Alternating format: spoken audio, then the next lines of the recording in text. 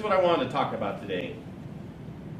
I want to talk to you about our partnership with ICE and really what that means for us and what it does. Because here's the biggest thing we found. We are dealing with foreign nationals and criminal and illegal aliens within our county.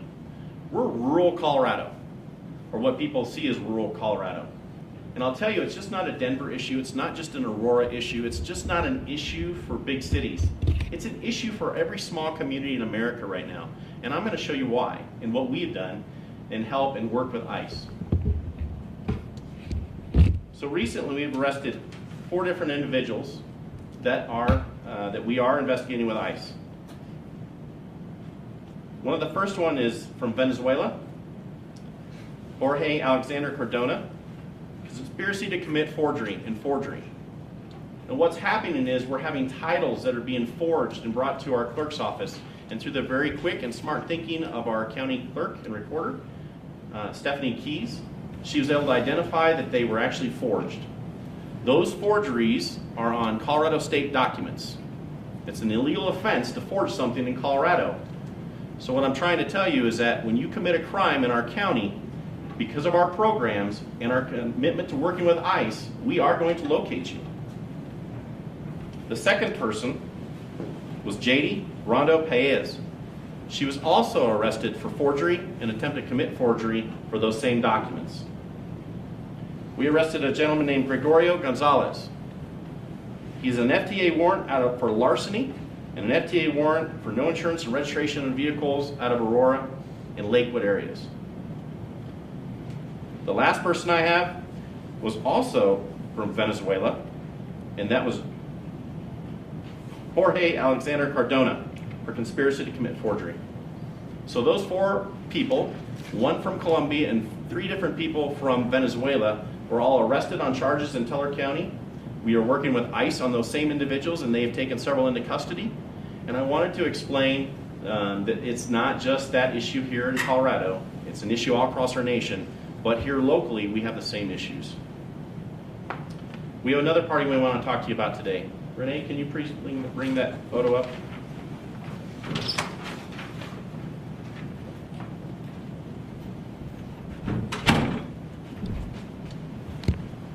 This is a picture of Luis Chavez. This gentleman is a criminal illegal alien also in the United States. He's a person of interest in a homicide that was conducted in this county, and we are attempting to locate him. In the past, without being able to work with ICE, this is a person we would not be able to locate. Because we have local charges and we do our own criminal investigations, and we need to locate this person, I'm asking the public to please let us know if you run into this person.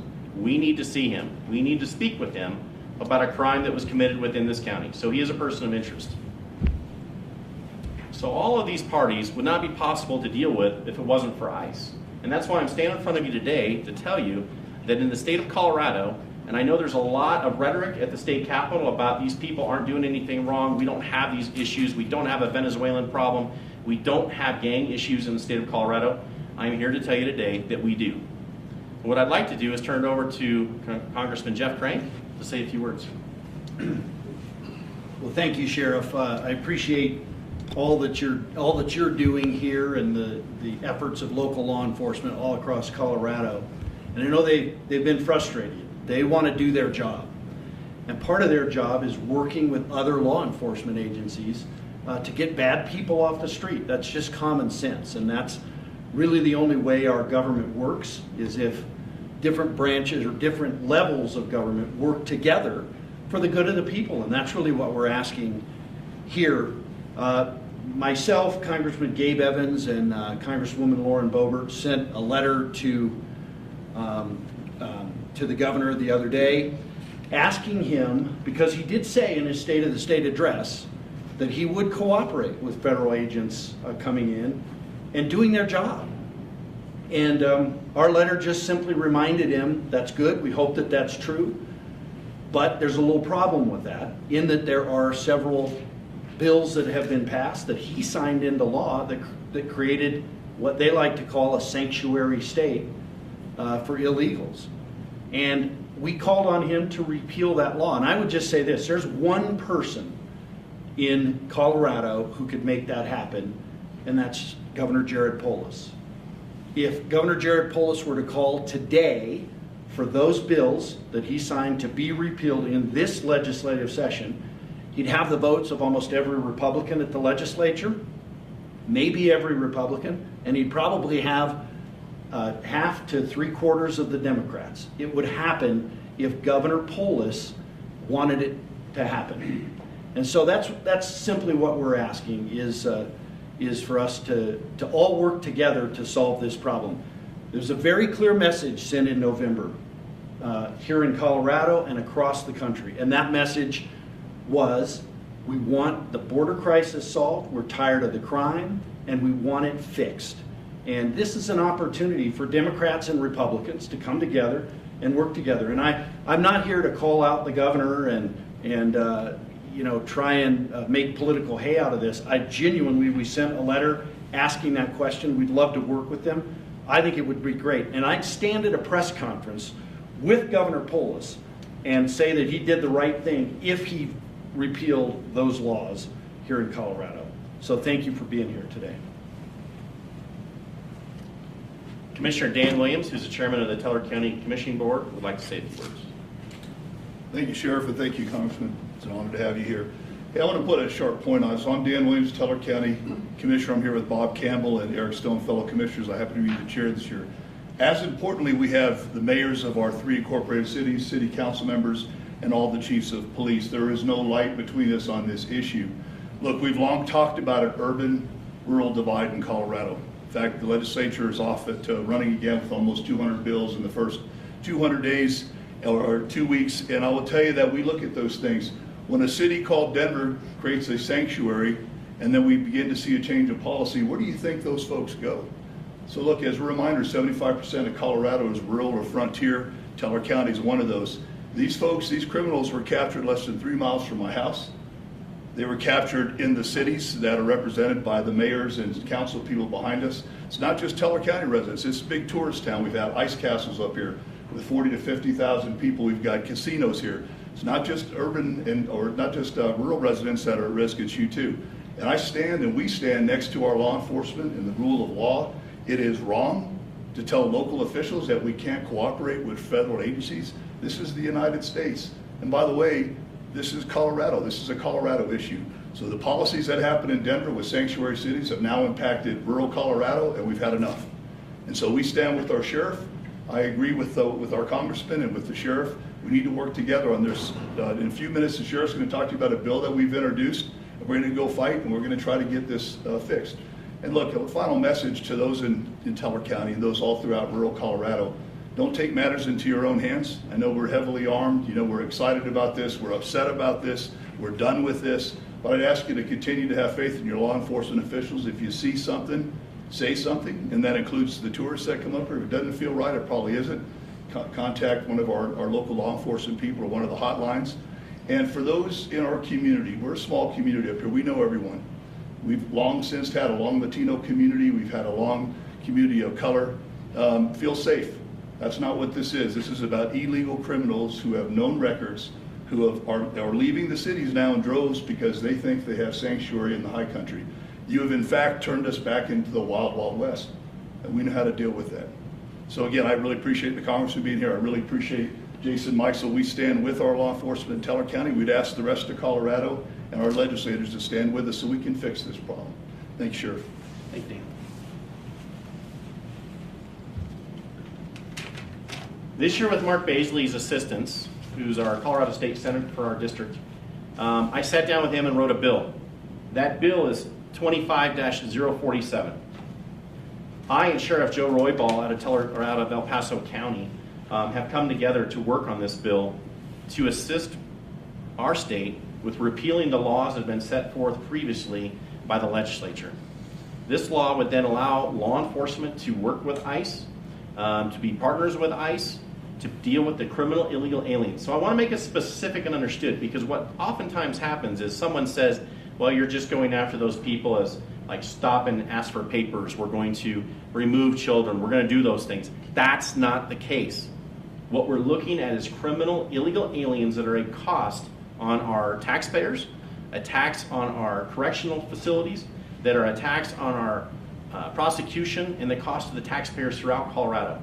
Some of these run over $100 million in these programs that have to hold somebody in a prison in a parole issue or an estate issue for all these types of charges when they should not be here and they need to be deported from our state. If you're going to commit a crime, you should not be here in this state. So what we are only dealing with is criminal illegal aliens. Last year I went to the legislature and they wanted to tell me that we have no such thing as illegal aliens. We do have illegal aliens. But what we requested was to deal with the criminal illegal aliens. I think we all wish that they would do something to change how we deal with illegal aliens coming to the U.S. and fixing some of the issues so they can be legal to work here. But the issues that we deal with as law enforcement are very specific, and that's outlined in the bill. It also talks about the fact that we don't do roundups, because we as law enforcement don't. We use probable cause in the attempt to contact somebody, find that they committed a crime, and then if they're a criminal illegal alien in the United States, that's when they would be deported or they would be dealt with by ICE. But without those partnerships, this is why we have cartels in Colorado. Without that partnership, this is why you're seeing a rise in fentanyl, car thefts across the state. I listened to a press conference where we talk about Colorado having reduced crime. I think what we do is we change numbers so it looks like we reduce crime. Because when I stand here and I ask how many people have been victimized by a crime in the last several years in Colorado, what you'll see is about 90% of people raising their hands. And that comes from everything from some type of identity theft, sometimes your credit card stolen, and a lot of that is dealt with through cartel organizations. That's who's doing those things. So with understanding of what we're really dealing with and how we're dealing with it, that's what causes us to be able to deal with the criminal illegal aliens. So my hope is that with this bill, 25047, we can actually get back to where Colorado makes logical decisions on dealing with criminal issues throughout Colorado, and we don't try to politicize it and create a state where we don't want to touch an illegal alien or a criminal illegal alien because of the fact that somebody may sue us, such as the ACLU or anyone else. Because I'm going to stand with you today and tell you, I've been under those issues for the last 7 years and been on the point of the spear dealing with the illegal immigration issues in the state of Colorado. We have over time have told everyone that these issues were going to occur, and they have continued to occur until now when everybody has seen it because it's affecting communities so much in our state. And I'm tired of having to sit with victims and explain there's not a whole lot we can do because of these laws that have been passed in Colorado. So we ask for your assistance. We are going to build a coalition, I and Sheriff Roybal, to combat and help push this bill through. And we hope that we have many that will join us through sheriff's departments and police departments and local government officials and our citizenry throughout Colorado. So we'll have more information on that next week as I and Sheriff Roybal roll out that program. But I will tell you, we are not going to back down from a fight that allows people to be victimized in the state of Colorado, because as sheriffs, we deal with peace and order. We're here to protect our citizenry. And for laws that are brought up and forth that people don't understand what they're actually putting forward has really curtailed a lot of those things in this state. So thank you, folks. I'll answer any questions you have. So it sounds like there's a couple different charges for those four folks. Is there a specific location where you found them? Were they staying in like a house or an apartment or a hotel or something like that? We know that they're staying in this area. And Renee can give you more information on that, Tyler, when we're done with this. Some of that is still under current investigation and can't be released because we have more arrests to come. So those four people have been arrested, or you have warrants to arrest them, but you can't because of... These 4 people have been arrested. Okay. And several of them have already been transferred to ICE detentions. Sheriff, Yes, piggybacking off of that, are you guys going to be conducting any more raids, or I guess that might be the appropriate way to phrase this, but are there plans with ICE to be conducting any more raids up here in Teller County? Well, we're not doing raids. So this is part of an extension of our 287G program, which, by the way, is still well and good in this county. This Court of Appeals and the ACLU wanted to put it out that we can no longer do that. The State Court of Appeals agreed that I can have a 287G program. I still have it, and it's still well and good. And we're still violating people through those issues and giving them to ICE. So that 287G program is, again, alive and well. So yes, do I continue working with ICE on these issues? Yes. If ICE is conducting an investigation in Teller County where they need our assistance, I will gladly give our deputies for that assistance. If they request that assistance through us, they're always going to get it. They are a federal partner. At no time in the United States' history have we ever told a federal agency that we would not assist with those things until Colorado decided to do that. So just to be clear, we're going to continue to assist. And I think more and more sheriff's offices are going to be doing that.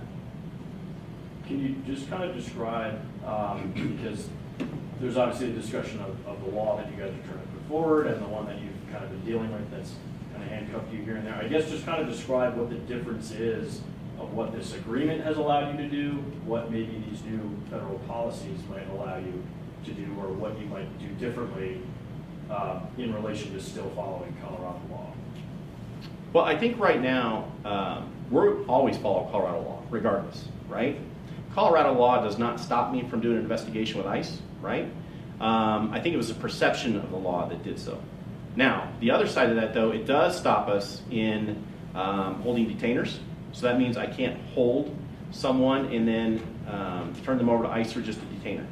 Now, once they're released, I can have ICE pick those parties up, and we can work with ICE. We're still going to do so. On the investigation side of it, the federal law and state law both say that I can assist with those investigations, and we're going to continue assisting with those investigations. That won't stop. But there is more determination on courts, I'm sure.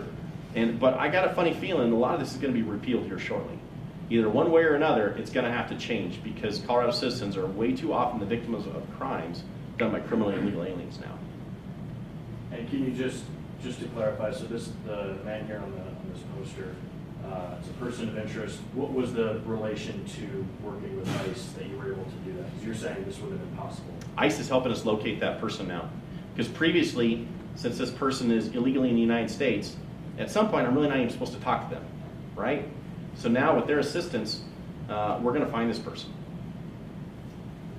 Any other questions? How is this conjunction with ICE going to work? How are you guys? Well, it's going to work well, I'll tell you that. And for those people that are coming here illegally, that don't have crimes, that are not doing the bad things, how is that kind of, or what is your message for them?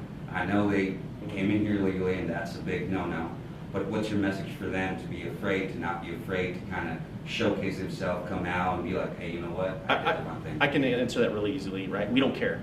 If you don't end up in my jail and you've not done a criminal offense and you're not under investigation for a crime, I don't care. And at this point, I don't know that ICE wants to deal with that anyways. I think they're looking at criminals. We want to deal with criminals. And that's all we're asking for in this state is to be able to deal with criminals. So instead of harboring them, instead of sanctuarizing our state, let's deal with the issues that are criminal. No person should walk free from a jail in Colorado if they have sex assault charges and are from another country. And here's the other side of that.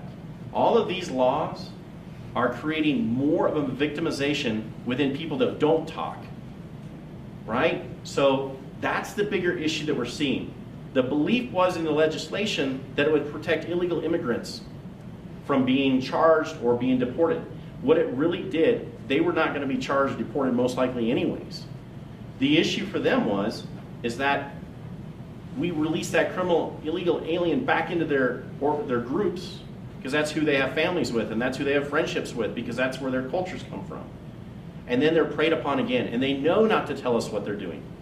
So that's why your sexual trafficking has become so big. That's why your fentanyl, that's why your gangs, that's why homicides like these happen. All of those issues are what we want to deal with.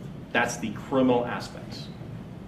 How hard is it for you guys to catch them or to find them, since some of them don't have IDs, some of them live under other names, some of them buy even pens and things like that, like Social Security? How hard is it? Oh, it's extremely hard, but that's why we have ICE. That really is that piece that joins that together. Because you got to understand, if you commit a crime here in Colorado, right, and you leave and you go to another state and we've not identified that person to ICE that this is an issue, they may be out on bond. They may be able to go victimize other states and they don't care. Because they may have 2 or 3 different names, one in this state, one in this state. Because in Colorado law, we only see them for what their driver's license or the information that we have. We don't know that they violated coming across the border 3 and 4 times and had been into fentanyl distribution and those things. That's where ICE comes into play, and that's why it's so important. How many people in Colorado are tired of dealing with cartels in their counties and in their cities? How many people are dealing with the fact that they can't raise their children in an area that they used to be able to because of all the shootings and the gang issues that are cartel driven? We have a cartel problem in the state, and until we start working with ICE, we're not going to get rid of it. So I will tell you, you have to deal with it at that source, and you have to work with ICE. Do you think this is going to lead into profiling? No. No, as my neighbor, and he looks a little bit Hispanic or whatever, and I'm just like, I'm gonna call the ICE just on them because this matches what you're saying, or this matches the type of person, and if not, how can people differ that? Well, it won't happen. See, in Colorado, we have laws that deal with probable cause and contacts for reasons, right? In this law that I'm just talking about, we're going to give you a copy of this. It basically talks about that the only reason we are able to contact you as state law enforcement officers is because we have probable cause to do so. So unless you steal a car, unless you commit domestic violence, unless you do those things, we're not going to know. That's why we're going to come for you, right? Now, once we identify those factors, and you're not from here, and you're here illegally, and you've done criminal activity, and you become a criminal illegal alien, that's when we're going to deal with you. The whole profiling thing doesn't happen in law enforcement anymore. We have so many things set against it and policies to stop those things. A lot of people like to throw that out there because they want to say, oh, law enforcement is bad because you're profiling. No, you've committed a crime. That's what we deal with. It's probable cause. And that's why we're out there.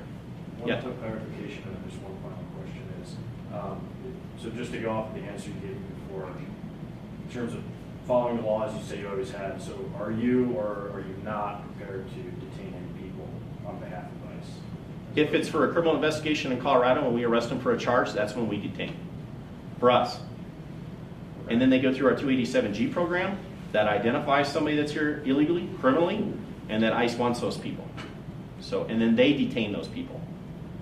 You said And- you have, Sorry, that's my one other, is as far as, and this may be more of a ICE question since they're the one that maybe handles deportations. Should a deportation happen before, for example, maybe a person sentenced on a murder case that is serving, a state sentence or is in the process of getting a sentence? That's an ICE question. I'll tell you quite honestly though, why do we want to keep paying for somebody in our prisons that have done something here? Why don't we want to send them back to those countries and make them pay for it? Venezuela released a lot of their inmates to come to the United States. Guess what we're dealing with? You're dealing with criminals, right? So why do we need to continue doing that? Yes, ma'am. yeah, you said you had a difference in perception in Colorado law currently on cooperation with ICE. What is that difference in perception? Well, I think there's perceptions by some law enforcement organizations that as soon as they touch an illegal alien or a criminal illegal alien, they're going to be sued, right? Because the ACLU sent out a threatening letter to all the sheriffs basically saying, we sued Teller County, so we'll sue you if you deal with this. Because they're worried. Because if all of Colorado law enforcement start arresting people like they should be, it's really going to create havoc for them because those laws are going to be overturned very quickly. And they're the ones that got those in place because I was doing these things, right? So it will change. Would you support, at some point, if it was possible, the detention of people for ICE in your facilities? Yes, if it's legal, we are going to do it, yes. Because if I would release those and not follow those detainers, I'm releasing somebody back into those same communities and organizations that the United States of America wants because they're saying there's a reason for them. What happens if that person goes out and blows something up tomorrow or commits a heinous act somewhere? Who's that on? Right? It's on the sheriff that released him. Or it's on our government officials for allowing it. So some of these things, like the homicide suspects or the issues with rapes that you've seen in the news, whose fault really is that? I would venture a guess that it's actually the people that passed those laws and that created this for the United States. Folks, I'm going to end questions, but if you have further questions, please submit them in writing. We're more than happy to talk to you. But thank you so much for the day. We really appreciate all of you.